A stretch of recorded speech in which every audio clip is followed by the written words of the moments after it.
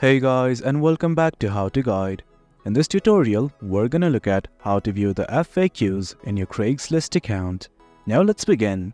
Well, as you can see, I have already logged into my account. In case you have not, to log in, it's quite easy.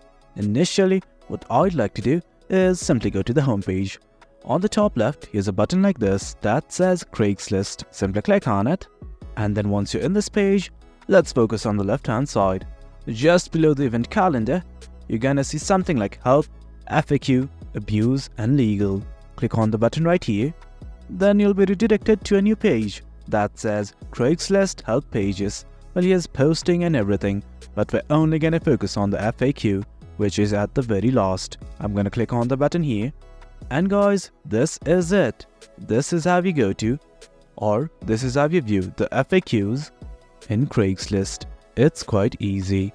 Hope you guys found this video informative, and for more content like this, do remember to hit like, share and subscribe. The support fuels us. Until next time, thank you.